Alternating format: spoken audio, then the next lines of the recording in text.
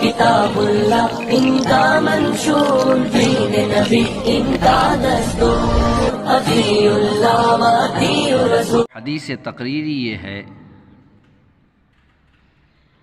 حدیث تقریری کی مثال یہ ہے کہ صحابہ کرام نے عمل کیا اور نبی کریم صلی اللہ علیہ وسلم نے خاموشی اختیار کی۔ ایک مرتبہ نبی کریم صلی اللہ علیہ وسلم فجر کی نماز میں امامت کرا رہے تھے۔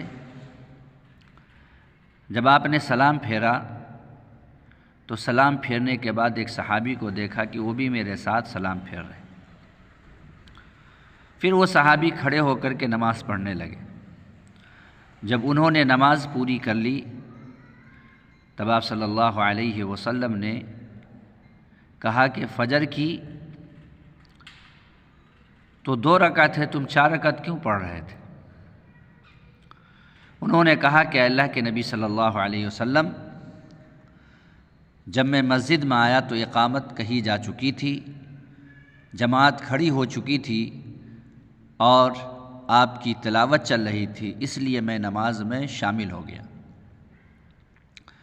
گھر پر مجھے فجر کی سنت پڑھنے کا موقع نہیں ملا تھا، مسجد میں جب آئے تو اقامت کہی جا چکی تھی، اس لیے میں آپ کے ساتھ نماز میں شامل ہو گیا۔ سلام پھیرنے کے بعد میں نے فجر کی وہ 2 رکعت سنت جو چھوٹ گئی تھی میں اسی کو پڑھ رہا تھا۔ تب آپ صلی اللہ علیہ وسلم نے خاموشی اختیار کی۔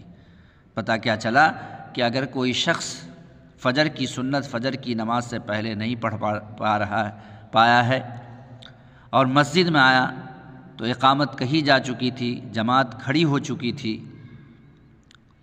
تو جیسا کہ ہم بعض مسجد میں یہ دیکھتے ہیں کہ ایک طرف قرآن کریم کی تلاوت ہوتی ہے، نماز جماعت کھڑی ہو چکی ہوتی ہے، اور دوسری طرف ایک کونے میں کھڑے ہو کر کے سنت پڑھتے ہوئے رہتے ہیں۔